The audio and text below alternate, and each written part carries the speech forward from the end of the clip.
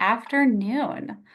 Um, I am Ginny Weir, CEO of the Foundation for Healthcare Quality, and I'm here to welcome you all and orient you to this webinar. So this is the second in a series of three Catalyst for Change webinars on the life course perspective. This one is a collaborative approach to adult health, focused on building a supportive healthcare ecosystem. And our organization is proud to support this webinar series along with Comagine Health and the Washington Health Alliance. So before we jump into everything, I am going to do a bit of housekeeping.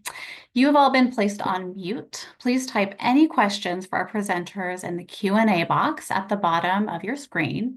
We will not be calling on people, but will be reviewing questions in that Q&A box. The webinar today will be recorded.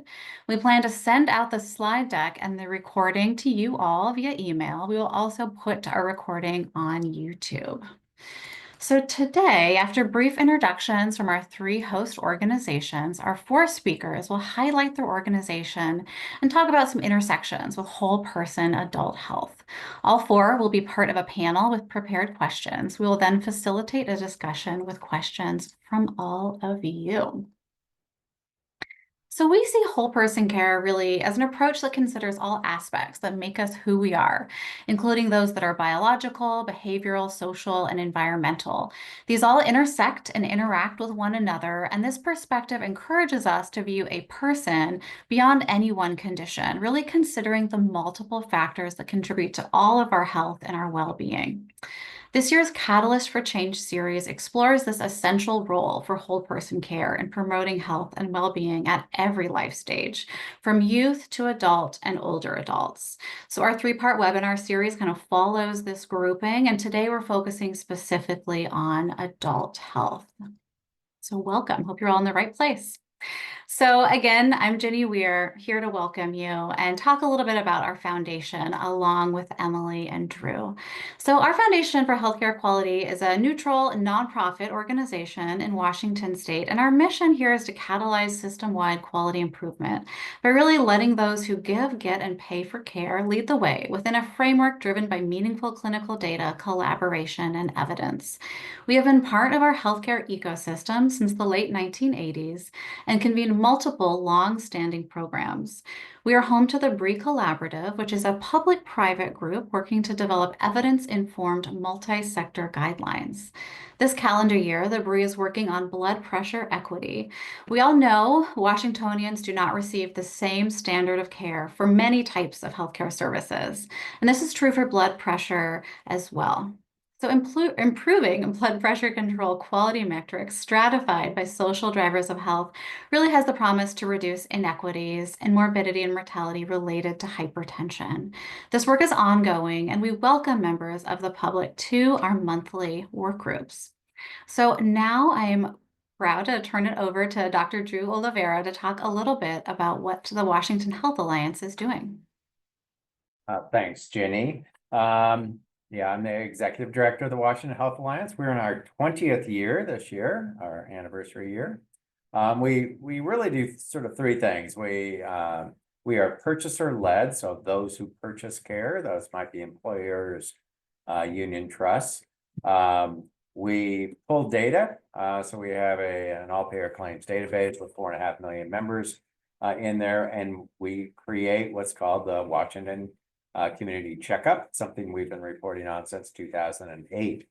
That's stratified at the state level, county level, ACH level, and then by over 2,000 clinics around the state as well, both on quality, cost, equity, and we can do the same with our employers who are data suppliers as well. We take that data, we bring people together, convene them to address certain areas and gaps, and then we try to move the market and try how do we change the market to close some of those gaps and improve both quality and affordability for Washingtonians.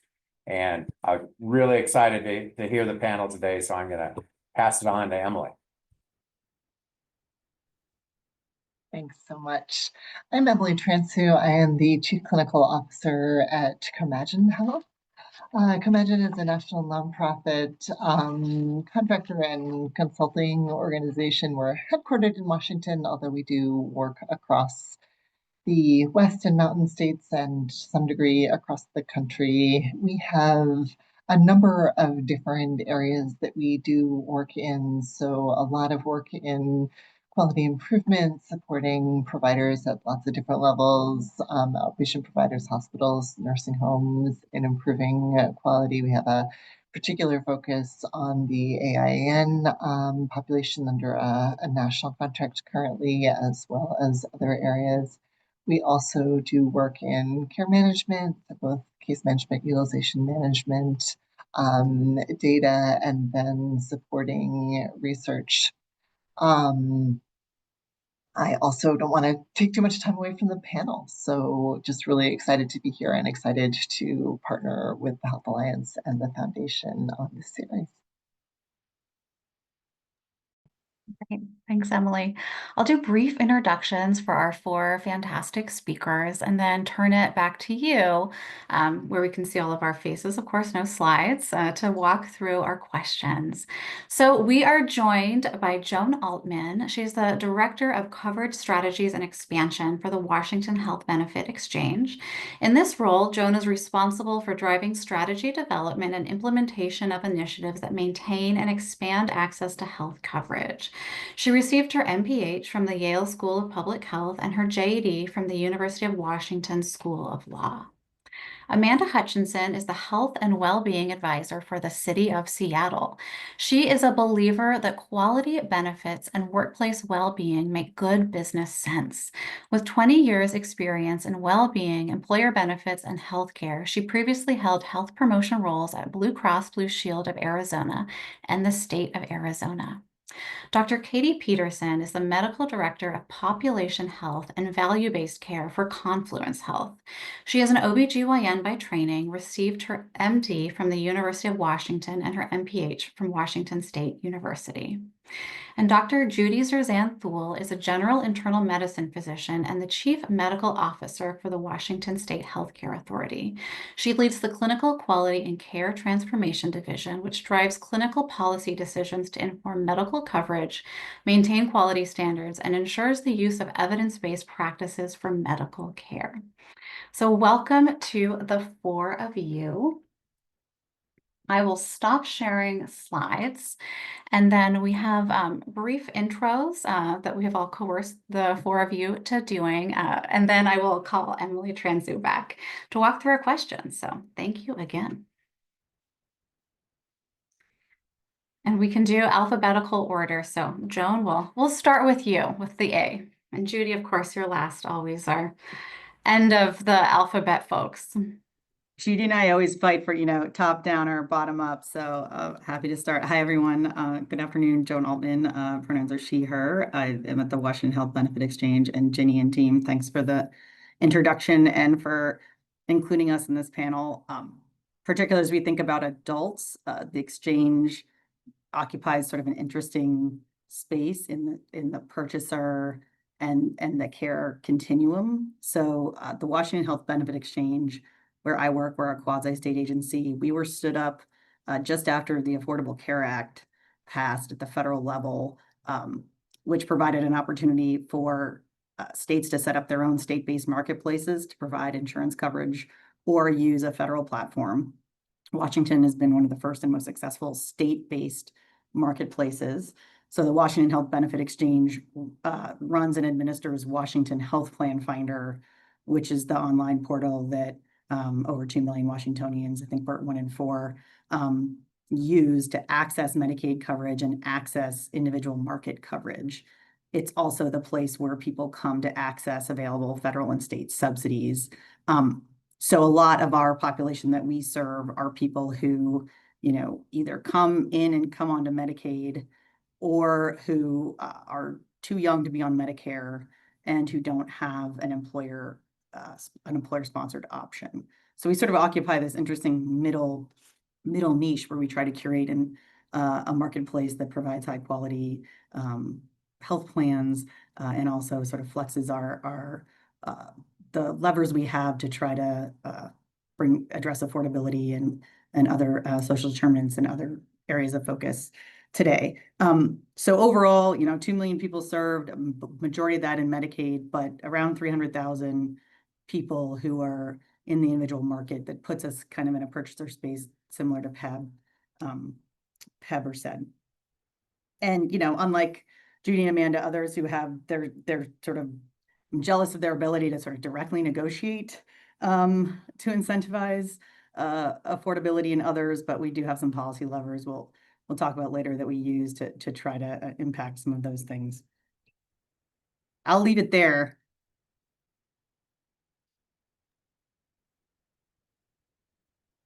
I'm not sure who's next from an alphabet I perspective. think it might be me. Hutchinson I was might be gonna next. say, I don't remember at the end. Sorry, Amanda, I didn't know. Just going off the slide of what I saw, I guess it's me. So Amanda Hutchinson, City of Seattle, as already introduced. I guess representing that employer perspective, serving 13,000 employees and 24,000 lives within the state of Washington and the city of Seattle. My role specifically is really a strategic advisor to decision makers and sitting as an advisor on that on our joint labor and management committee, making decisions about our benefits and serving our employees and their families. Specifically, my background is in well-being, and so this topic of whole person health is very near and dear to me.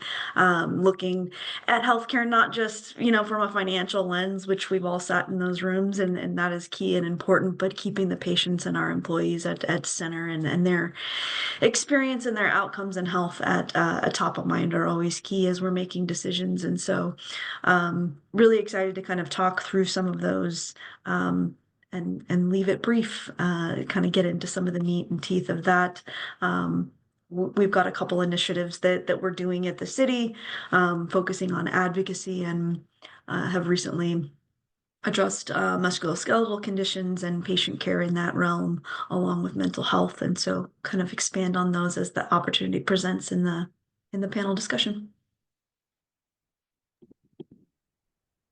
Good afternoon, you guys. I think I'm next. I think the P makes it before the Z. So my name is Katie Peterson. As Ginny mentioned, I'm a practicing OBGYN. So both today get to represent the provider perspective of someone who's in the office with patients, talking with women across their lifetime, and hopefully offering these components and perspective of whole person care. And then additionally, I get to represent an organization, Confluence Health, that is in northern central Washington, and specifically an organization that has a strong rural component. So some of our struggles may look a little bit different than some of the things that the city of Seattle is tackling, as we cover 12,000 square miles and 4 different counties, with the largest city being really just Wenatchee, which is 35,000 people. So a little bit of a different perspective, sometimes different challenges, but ultimately working on a lot of the same goals as all of the panelists and speakers here, which is we want good care for all folks in our area. So thank you so much for having me. I'm honored to join.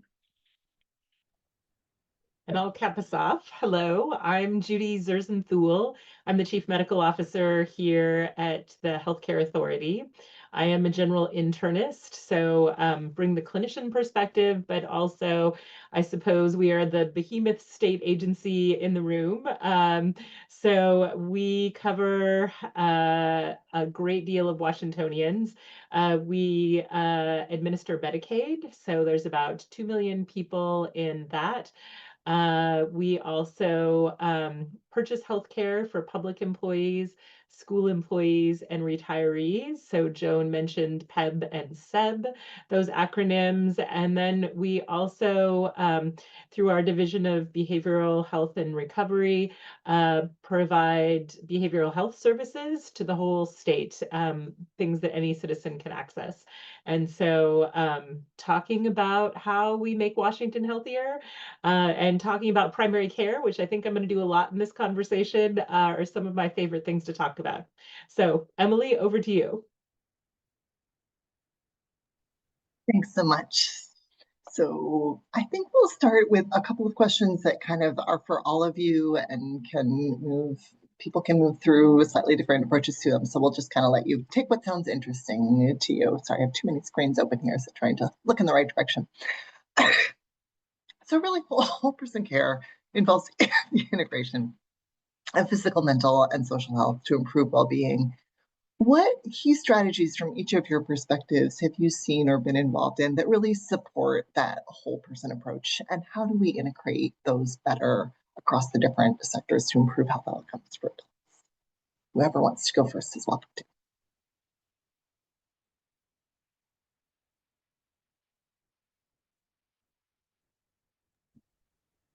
I can start. I think one thing that we are trying to get a little smarter at as a system is both our collection and description of our social determinants of health within our EMR, and then the direct links from that collection and description to actually making referrals and a difference in patients' lives. So there's lots of, again, we've got a strong case management department that has really done this via spreadsheets and a lot of just muscle and hard work in the past.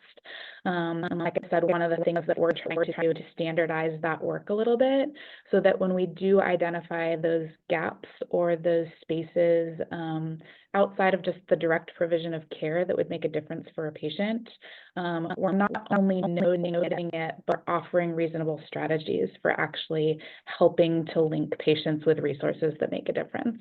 That's been one kind of push for us lately to close those loops. So important. Thank you. Judy, do you want to go next? I can go next. Yes, I'm going to dive down into a couple of very specific things we're working on. One is bidirectional integration of behavioral health and physical health. So I think people have talked a long time about primary care and integrating behavioral health into there, which is very important because a lot of people go there, but equally, for folks that go to behavioral health spaces, maybe more often or view that as their primary source of care, how do you integrate the physical health parts into that and create those connections? And I think that's some very important work we've been doing over the last number of years. The second thing I want to tag on, and Emily, I know you're fond of this, is shared decision making. I think to get to a whole person approach, using shared decision making that really helps center on the person and what their values are, what their beliefs, what they want to do, and helping people really understand the risks and benefits and the options of treatment are super critical to get to whole person health. So, so those are my two ads. Thank you. And double points for calling out shared decision making. Also a topic of interest for the BRIE Collaborative, which is part of the Foundation for Healthcare Quality. So thank you. Amanda, any thoughts? Yeah, I mean, from our perspective, I think the whole person care integration comes in just as an employer a multi-pronged approach, right? It's not like any one thing that is solving for that.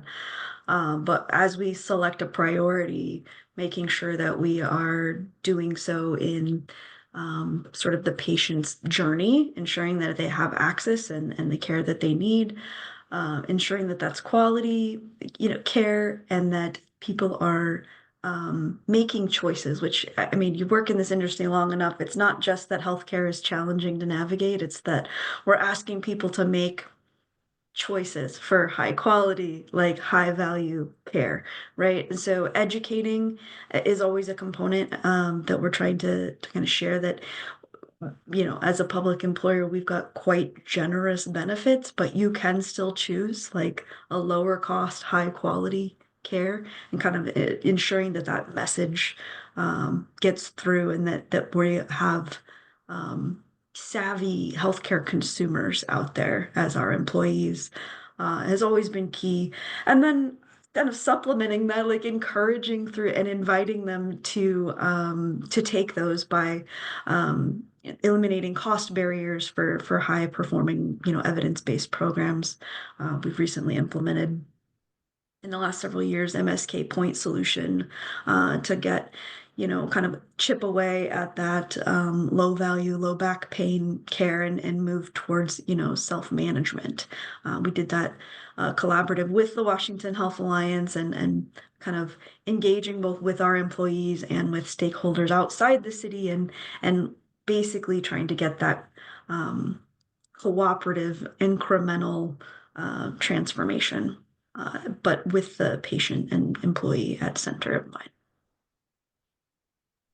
I love that, the depths of those interconnections between individual choice and the need for activated consumers, as well as sort of everybody pulling on that same thread and from their different directions.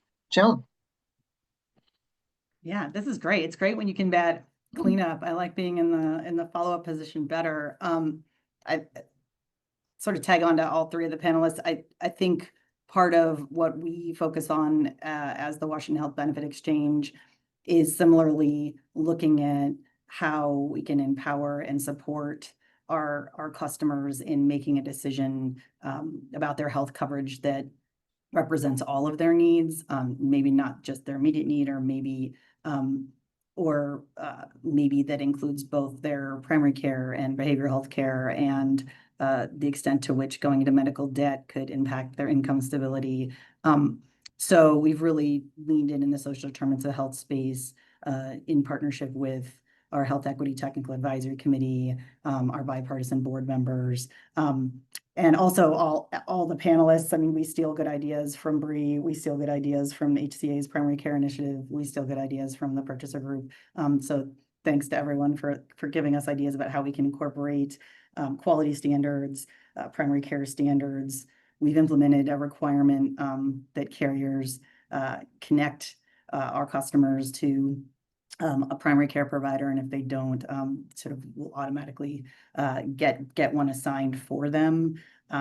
We've also leaned in with data and really trying to have a more accurate representation of who's using our services, so we can better illustrate and highlight and lift up the health disparities that we know exist in our customer population. So working with our carriers on their race and ethnicity reporting, so that when we are reporting out to our board and other external stakeholders on our quality measures, we can sort of surface where there's some disproportionate outcomes that are occurring, and look at our guidance for participation and how we can further address it. So a little bit of, I think, what each person said. Challenge having like 20 follow-up questions based on that, but let's go one place at a time. Judy, you mentioned that likely there would be more conversation about primary care, which is coming up here a lot. And I know that you have led a huge amount of work around primary care through the Primary Care Transformation Project and other work. And I know that CMS's Making Care Primary model had been something that was hopefully going to connect to, and I know that CMS has signaled that they're pulling that back. Can you talk a little bit more about the future of that work, especially in this evolving context? Yes, certainly. So it was disappointing that the CMS model ended, but it is not slowing us down. So I want to sort of reassure everyone listening, we are full steam ahead on supporting primary care and evolving it. So Making Care Primary, which is the Center for Medicare and Medicaid Innovation model, really reinforced the model that Washington folks had already been working on. In fact, it like almost completely overlapped, which I found very satisfying, because we spent a couple of years with a group of payers or health insurers and a group of clinicians and health systems to sort of build this model and figure out what we thought would help primary care in Washington state most. Which ended up being a model that helps primary care evolve into a more advanced form that really is providing whole person care. We have 10 accountabilities for that. And we have aligned quality measures across the payers, and we have an aligned payment model that gets to a per member per month kind of payment is the goal, so that primary care folks and primary care teams don't have to worry about sort of checking all the boxes, but are free to have maybe group visits or free to sort of keep their population healthy in the best way they know how without being sort of tied to fee-for-service kinds of things. So, Making Care Primary brought Medicare to the table, but we are still going forward. We have 8 payers at the table right now, the 5 Medicaid managed care organizations, and then the public employee and school employee plans. We're getting an additional plan, I think, later this year. So that is very exciting, and I think very important, because a primary care practice can't be supported and can't do something different if just one payer does it. If it's just like a little bit of the people you see that have this really cool model or doing something to support primary care, that's not enough for a physician or a health clinic or a nurse to really change their practice. It has to be sort of the same thing all around. So that's the goal of us. We recently, a couple weeks ago, launched a recognition website. So for those of you that are in health systems or are primary care providers, I encourage you to go find that and sign up. It's a process that helps us understand where practices are, whether they're sort of beginning their journey or whether they're very advanced or somewhere in the middle, and will help us both at the Healthcare Authority, but also at the health plan level, understand what clinics need to move along the continuum and become more advanced. We also are continuing. We have a payer table called the Multi-Payer Collaborative. We have an employer or purchaser group. And then in this most recent budget, which isn't signed yet, but there is a proviso in the state budget for us to get together a group of clinicians or providers. So I am hopeful that we are still moving forward in primary care and that we do some great things in the next couple of years. Thank you. We all hope so too. I see a lot of kind of smiles and nods around the panel as you're talking. So maybe I'll go back to Katie, who was one of the people who was nodding.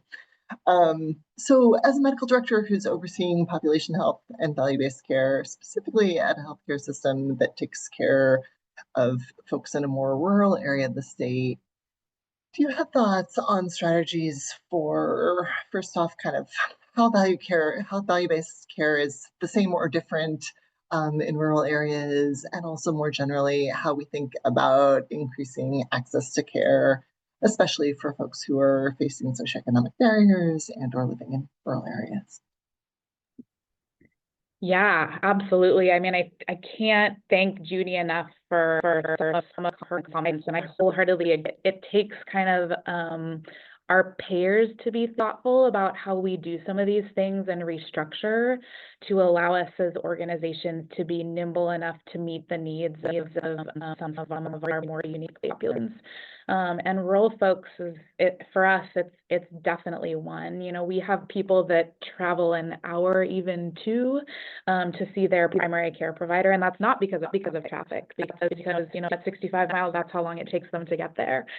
And so for those folks, we're really trying to be thoughtful about how many things really need to be done in person versus how we need telehealth, and also how we can be smarter about getting resources to them instead of making them come to us. And so a few examples that I can think of are, you know, if you send out a fit test before someone comes in for their primary care appointment, and they could bring it with them to their appointment, you may have saved them half a day of missed work to not bring that test back in. And so not only are they more likely to do it, but we've made it a lot easier for them to get it done. And so it's some of those coordinated efforts that we've found to be super helpful for our rural populations. I think we're also trying to be a little bit smart about how we outreach on preventative care and chronic disease management.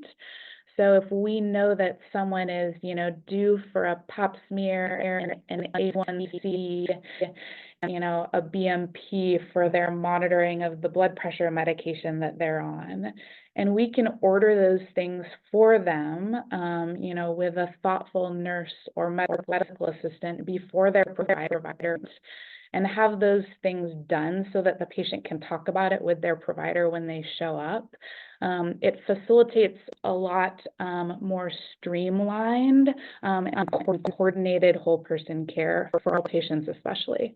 So we're really looking at, again, what that looks like for us and piloting a program that we're calling routine care, where again, we're trying to take a more systems-based perspective as we do some of that routine testing. I recently had a conversation with my aging parents about why that hadn't happened with their recent evaluation. So music. They're not the only ones, yeah. Yeah, indeed.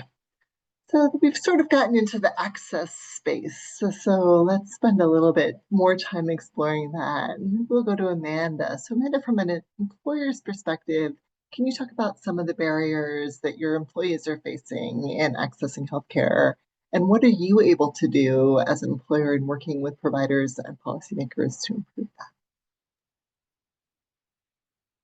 Yeah, access is something that we're all grappling with, but I think the biggest barrier that we're seeing that's causing noise from our employees and we're kind of solutioning is really mental health care, in-person health care specifically. Like there was a flood to the market for virtual mental health support, and our employees are using that, right? But and you know, our data even shows that about 25% of all visits for mental health on our plan is virtual.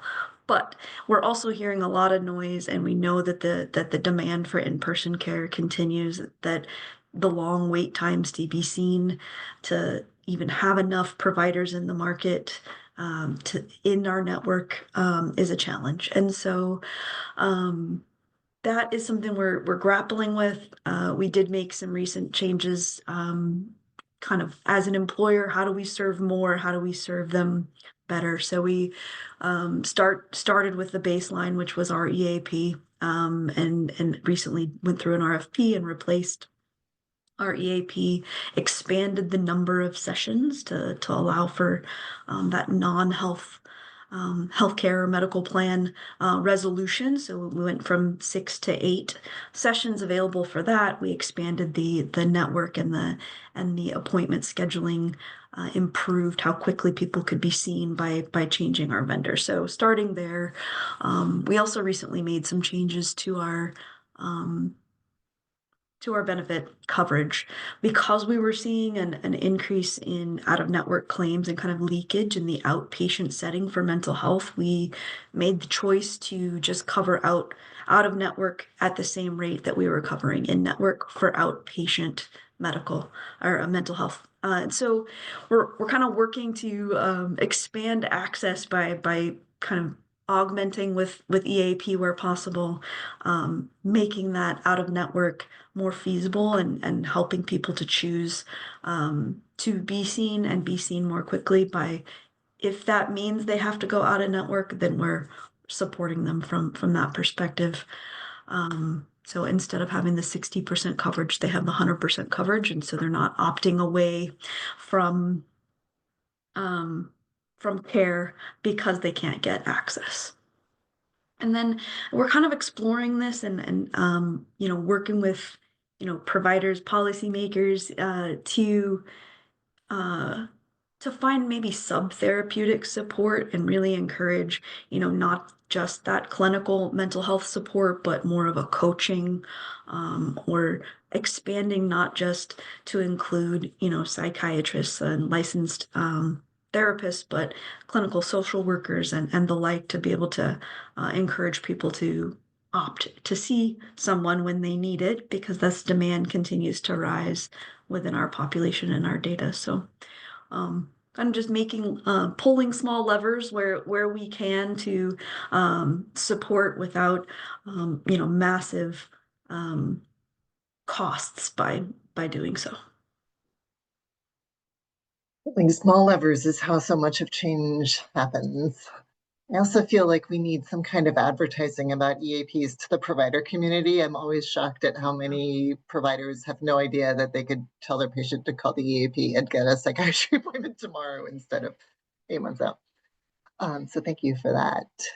Joan, while we're on the topic of access, how are the marketplaces in Washington's marketplace specifically working to address access to care, especially for folks who are underinsured? And what are you doing to help make sure that people are able to navigate the system once they have theoretical access? Yeah, theoretical access is a good way to say it. I would say the uninsured and underinsured metrics have been interesting as we trace them over time since we launched the exchange. So we first stood up in 2013, and the first time Washingtonians could access coverage to the exchange was 2014. So when we launched, the uninsured rate in Washington was around 15%, and now it's under 5%. So you look at the effort to combine the Medicaid expansion with a sort of subsidized individual market to help catch people who are turning off, combined with federal subsidies that help people pay for it. And probably unsurprisingly, there was a massive demand and people came, particularly when you create an integrated platform that lets someone come have their child qualify for a Medicaid program and have the working adult qualify for subsidized individual market coverage, and then provides the referral over to Washington Connection for some of the other wraparound social and behavioral services. So we really saw that integrating everything into a platform that sort of in real time connected people to 40 databases that could screen all at once what a family might be eligible for really made a difference. I'd say I focus on a lot of churn and coverage transition work in addition to our social determinants work here at the exchange. So you really see, 20% of our population, up to 20% over time, has family members in mixed coverage programs. And it's particularly as you've watched our health policymakers in Washington kind of expand and help improve access to children. And then we sort of expand and improve access for postpartum women and then we sort of improve it. We sort of do it in a way, these piecemeal ways that as you're able to help connect and facilitate people to different options as their circumstances change. That's been really important. So some of the things I've been involved in are looking at these transitions from prison and jails back out to juvenile rehabilitation facilities where you get a job, so it might price you out of Medicaid, but you're pricing yourself out of health coverage at the same time, or these spaces where you have coverage in prison and then you come out. And if you're doing your integration in a way where you're making income, you're then in trouble from a coverage perspective. So really looking at these transition areas and how we can help facilitate partnering with our friends over at the Employment Security Division. So if someone has employer coverage and they're dropping it and they're filing for unemployment, particularly in this current environment, how do you make sure they know, particularly if COBRA is not an option, how can they come in and get an affordable coverage option? So really looking at those community partnerships, we leverage our Navigator and Assister networks across the state very heavily.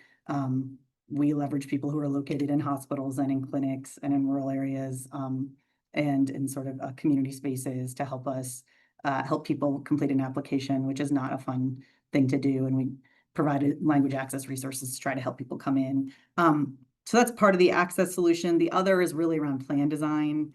We did a sort of high value standard plan design on the exchange that carriers have to offer. We launched it just a few years ago. 80% of our population is already in these plans.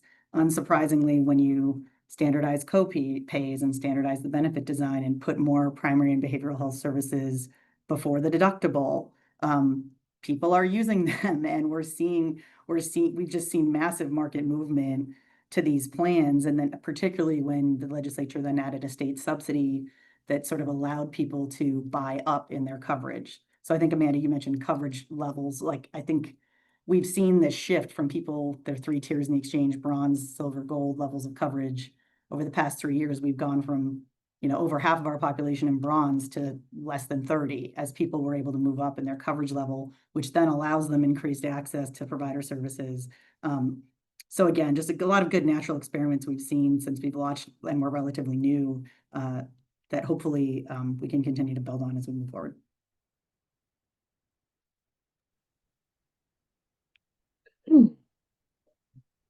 There's a question from the group and encourage people to keep sending in questions in the Q&A area. But one question while we're talking about primary care access, and I know that Washington has one of the lowest rates of primary care providers in the country, and so access is particularly a challenge there.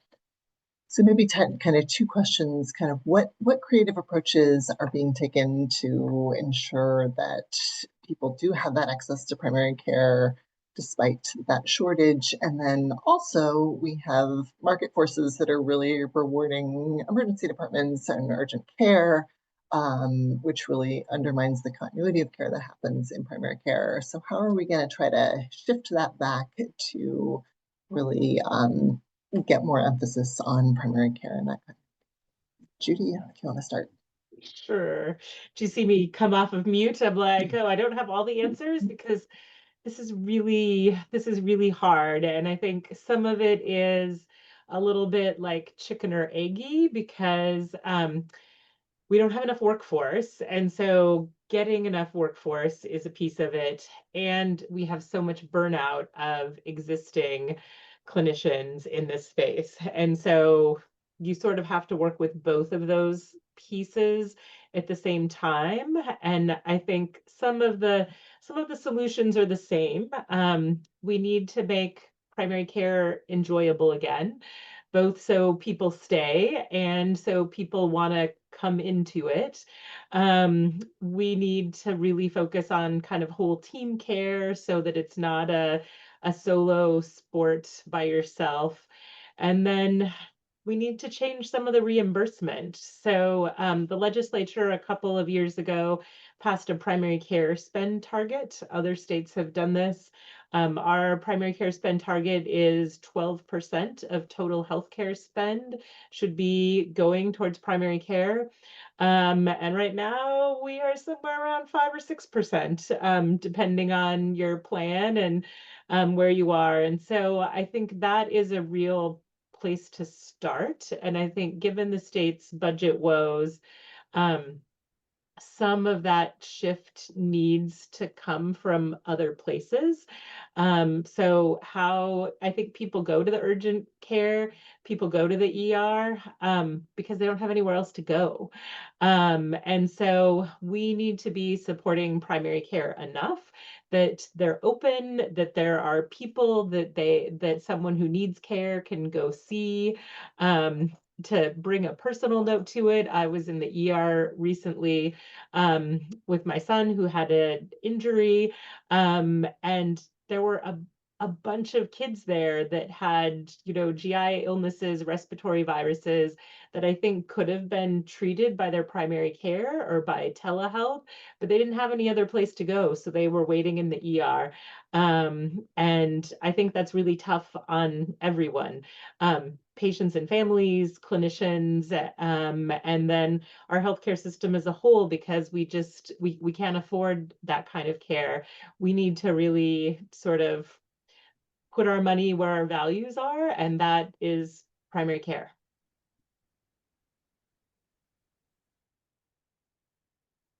Another question from the audience that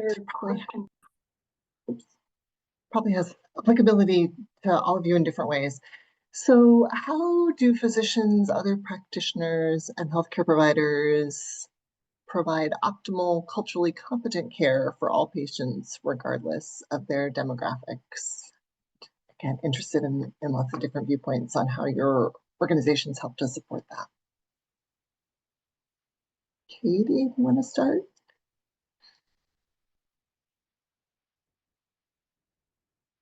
Yeah, sure. If I can find my unmute button. Yeah, I mean, I think part of it is as a provider, understanding the community you serve. And so again, using your partners to help define and just know what that looks like is really helpful. In Central Washington, we have a huge Spanish-speaking community. So again, making sure that we understand if there are unique needs, and that starts with basic things like interpreter services and making sure that there is, never a conversation that can't be had because you can't have it in someone's native language. So it's making sure that some of those basic things are available.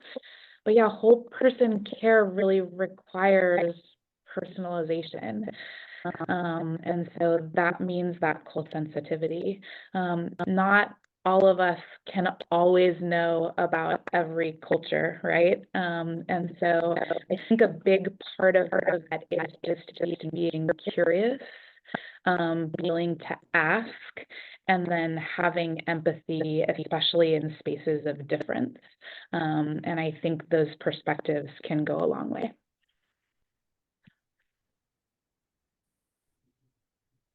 Joan? Yeah, thanks, Emily. I would just add here, I defer to the clinicians in this space. I'm the product of two physicians, and but I'm not one. I would say that part of what we see from the consumer decision support tools that we offer through Health Plan Finder is that we do have customers who come and actively search for providers who speak a certain language or who have certain characteristics. So part of the challenge here is having providers who do come from culturally diverse backgrounds and having them in network and accessible to people. Often, as we've seen, as we've expanded coverage and develop programs in partnership with the legislature, and healthcare authority, and others, it can sort of shift depending on where the money is flowing at any particular time. But as we've looked at expanding coverage to members of the COVA community, or when federal funding became available for childcare workers, or as we've expanded using federal waiver authority to serve people of any immigration status through the exchange, in addition to sort of wanting to provide help for people to access, get through an application and get coverage, there's health literacy and learning around how to use that coverage.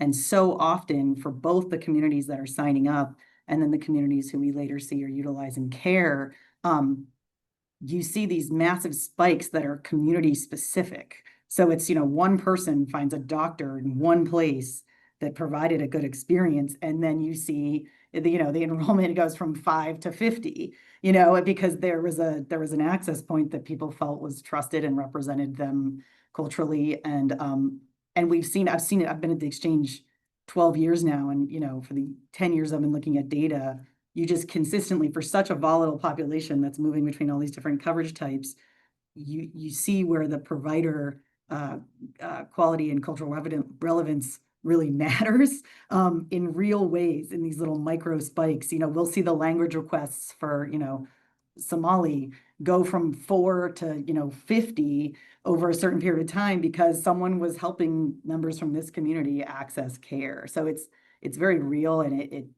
who is a provider you hire to represent your health systems really matters. And, we see that in our data. I love that. It's interesting how in this, in the time of AI, you think everything is sort of about big data and big things, and there is so much impact that happens based on individuals talking to other individuals, and it doesn't take very many rounds of that to get to a whole lot of people. Anyone else want to jump in on that, or we can keep moving forward? I think finances have been running through a lot of these answers as a thread. So let's talk a little bit more about affordability, and maybe we'll go to you, Amanda. What role do you see employers playing in reducing the cost of care for their workforce, and what are some of the barriers to improving affordability in care? Well, we've up until the last couple of years, which have been crazy, been fortunate enough to offer a very rich and affordable to the member, to the patient plan. They've got really low copays. They have really low deductibles. So the actual members' costs have remained low in our plan. But affordability for the employer is the part that is a continuing challenge, right? With medical trends continuing to rise like exponentially. So for us, I mean, again, like I don't want to keep beating the same drum, but I think that empowering our members to make choices that benefit their wallet and the city's wallet, right? That they're making a high quality, low cost care choices.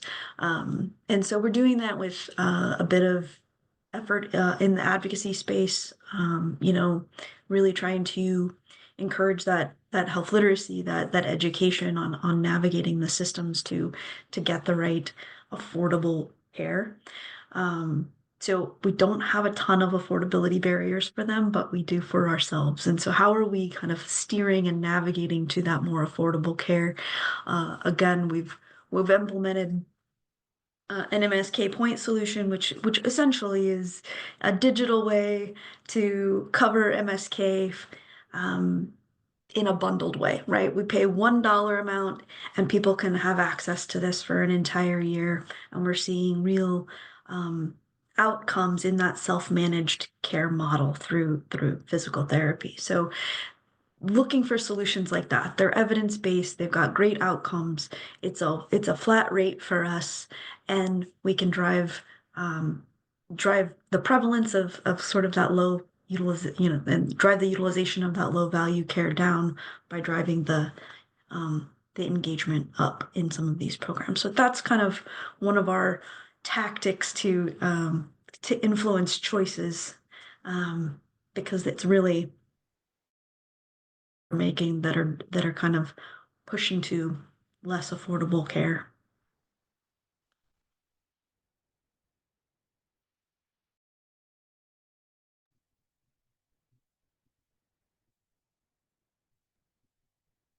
And too many questions, and I want to ask them all. Maybe back to Katie around affordability. Thinking about value-based care, are there ways that we can think about reducing the financial burden on patients, particularly adults with chronic conditions, while still ensuring that there's an incentive there around for providers to deliver high quality care? Yeah, I mean, I think Amanda's musculoskeletal example is a perfect kind of example of how we can do that for chronic conditions. And I think it means being really honest about what's high value. And sometimes we have a hard time with that as a system because we want to do all things that possibly could help. But really looking at what's valuable means focusing sometimes on those services that can feel more ancillary, like physical therapy. It means focusing on those preventative benefits, you know, things like annual well visits, which we know have a big benefit for patient, payer, provider alike. And so I think it sometimes means simplifying and returning to those services that we know are the biggest bang for the buck, both for patients and the system.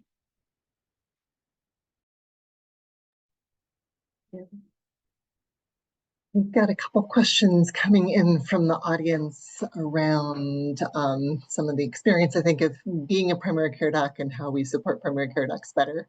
So one question, appreciation, Judy, for your comments around bringing the joy back to primary care.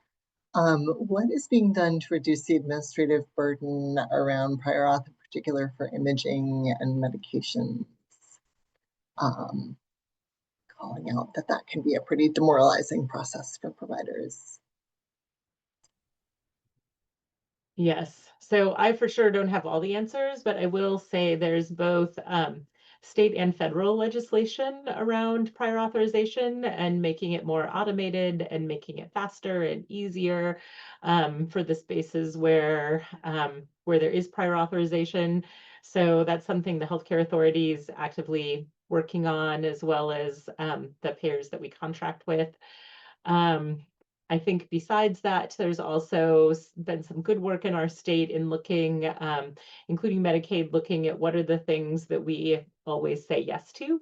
And so we probably don't need prior authorization on those. And so let's take it off and figure that out. I think for some things, for the specialists, I think that came out of a good place of wanting to have conversation with a specialist in a primary care so that they could work together to improve the health of a person and know what's happening. I think prior authorization isn't the best tool for that. And so, but how do we ensure that kind of conversation gets happening? One thing that I do miss from Making Care Primary is that there was an incentive payment on both sides, primary care and specialists, to work together and to share notes and to talk to each other. And I think payment models like that are something that could really help in this space, so that just folks are more connected and are making sure. I'm sure all of us have had this experience where one specialist says one thing and another says a different thing, and the person's in the middle or the family member's in the middle wondering, what the heck should I do? I don't know. And so those are my initial thoughts. I don't know. The rest of my panel, what do you guys think?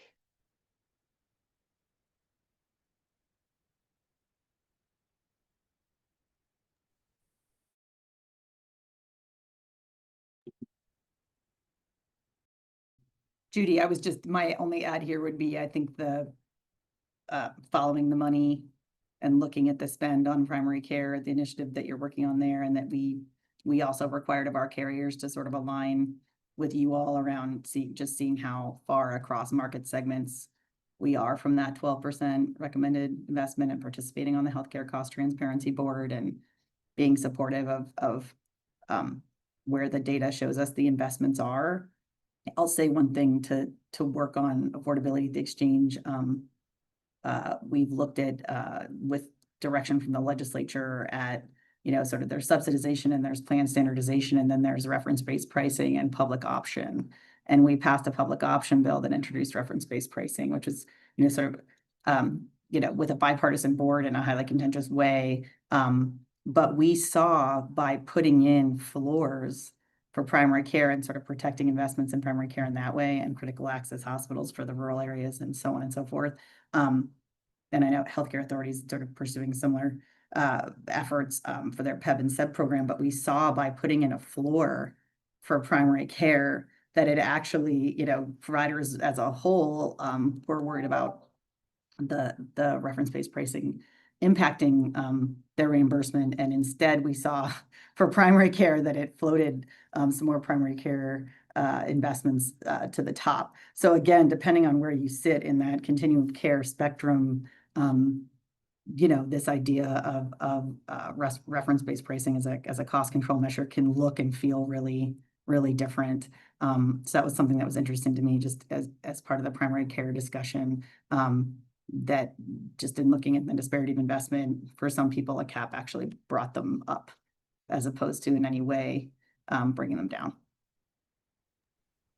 And just for anyone in the audience who's not familiar with reference-based pricing, the general idea there is sort of using a reference to Medicare's prices, saying, you have to either pay at least 1/3 of what Medicare pays or pay at most a certain percentage. So just in case that's an unfamiliar term to anyone. And I'll say, by way of not getting being biased, I had a parent who is in more of a primary care space and a parent who is in a specialist place. So equal love for everyone on our provider continuum. Family dynamics are the core of all things. There was an additional question about getting the rest of the healthcare system to recognize the PCP shortage. So things like trying to not have requirements for a PCP for something like a vasectomy. I think we probably kind of incorporated that answer into what we were just discussing in terms of removing authorization requirements that don't have to be there in different ways. I know we want to, we've got about 5 more minutes, so I'm going to do a quick rapid fire question to each of you. So if you could prioritize one initiative to improve access, affordability, quality, or whole person care for adults, what would it be and why? And again, you can be relatively concise on that if you like.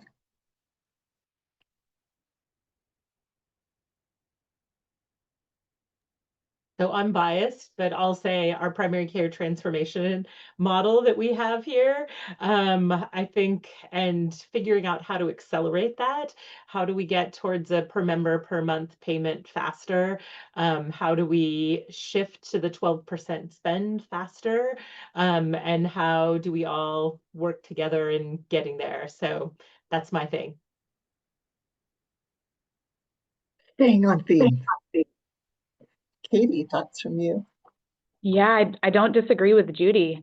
I think primary care redesign has been a huge part of what we've been working on in the past 3 years. And I think running the care visit is that.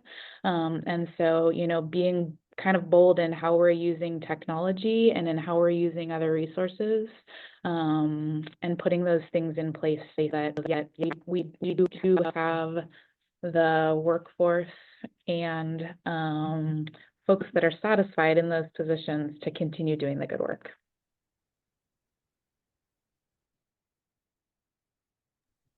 Mine, I'll give a more general response. I just, again, in terms of understanding that people's coverage solutions are so disparate, and that you're employed one day and then you're on Medicaid one day, and then you're in the individual market one day, and then you have a kid and you're back in Medicaid, and then you get a promotion and you're off of Medicaid and you're into something else.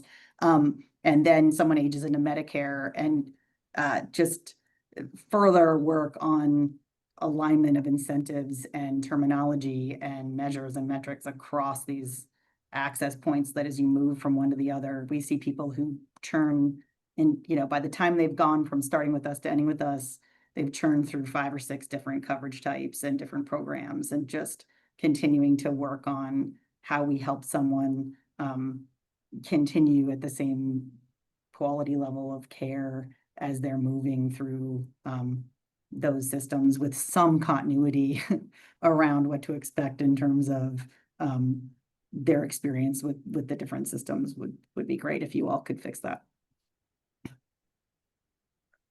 I feel I almost have the stats at my in my head about how many people come on and off Medicaid, but that's one place where I think there's a misconception that sort of people just stay on Medicaid, and it could not be more incorrect. And I also worry that with the recent fluxes in the federal workforce and elsewhere, we're going to see a whole lot of people going through transitions. Amanda, thoughts from you? Yeah, again, I don't want to. I can't stress more that the advanced primary care model is has real promise, and we're contemplating that direction. But to just diversify our responses, I suppose. I think mental health support again. I think the intersectionality between behavioral health and physical health in managing symptoms and conditions is critical. So if we can get people, the best, high quality outcome mental health support, I think that high tide rises all boats. So with that comes the improvement in the physical health. So I would say that. It is so great to talk to all of you, and I want to keep you here for 3 more hours to just keep this conversation going in different places. But I need to hand back to Ginny. So thank you all so much for this conversation, and thanks to the audience for really good questions. And Ginny, I'll hand back to you. Thanks, Evelyn. Thank you for facilitating, and thank you, Amanda and Katie and Joan and Judy, and thank you for passing the alphabet test at the beginning. I hope everyone had to mentally say the order, because I always do, and I have to check because I feel like a bit guilty each time. So I would love for our audience members to take a moment and do our evaluation. I shared that into the chat.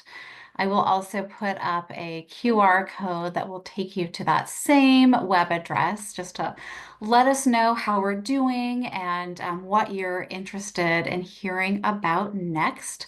Our next webinar in this series will focus on older adult health as we move through our life course perspective. So stay tuned for more information about scheduling and speakers in that space.